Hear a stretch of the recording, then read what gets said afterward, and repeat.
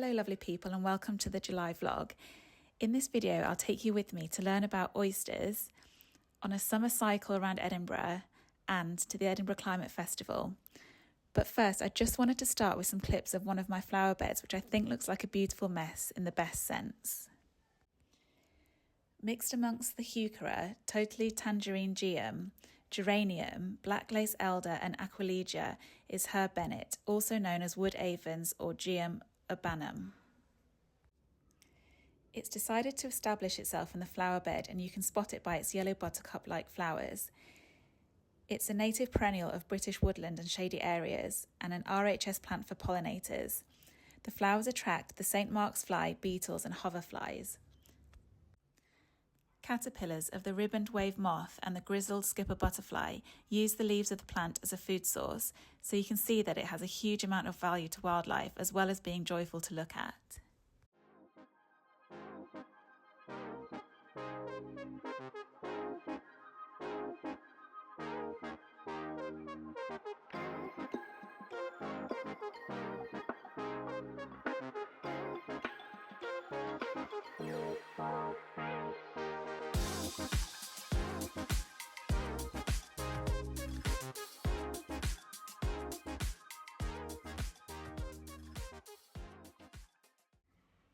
I then took myself out for a day trip and started by cycling to one of my favourite places in Edinburgh, Cramond Beach.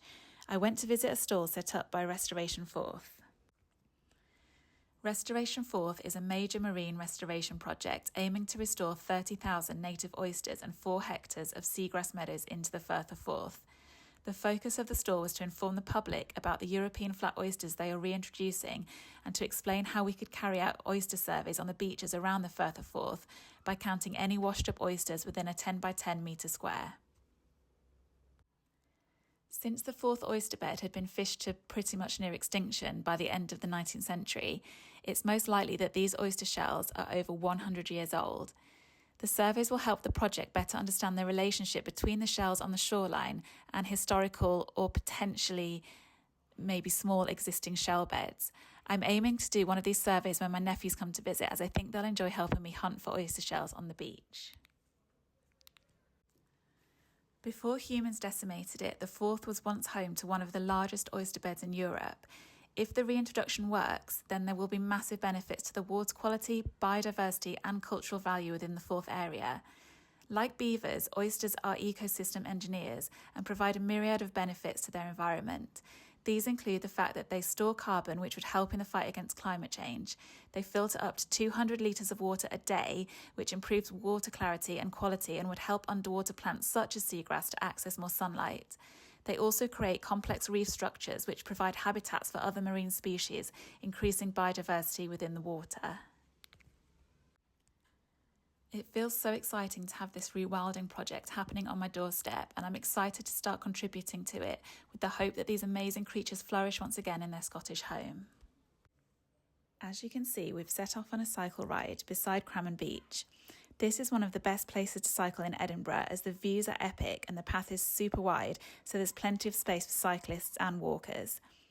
I'm heading all the way along the coast, past Granton Beach and Wardy Bay, and turn up towards the city before Newhaven.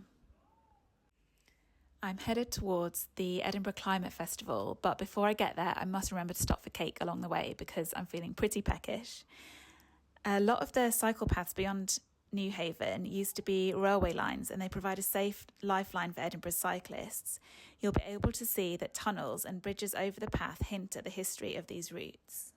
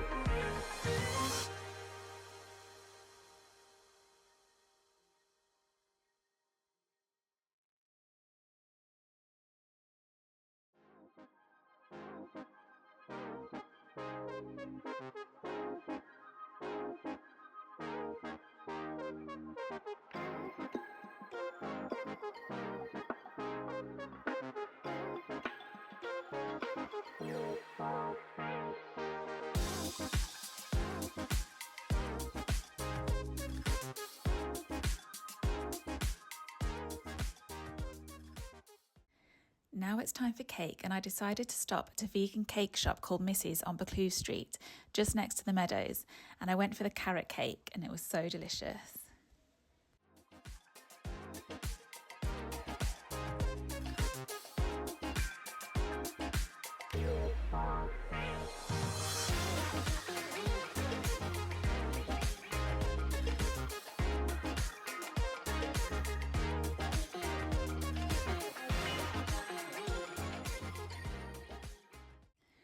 Beyond the trees there, you can spot the Edinburgh Climate Festival.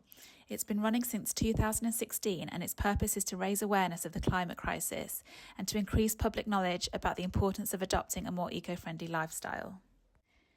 It also celebrates climate action that's being taken to create a more ecologically sustainable and just world. It's free for all and has activities for both children and adults, such as sustainability workshops, storytelling, yoga and bike repair. There are also a variety of stalls, food trucks and live performances, which this year includes the brilliant Ukrainian choir Oberig.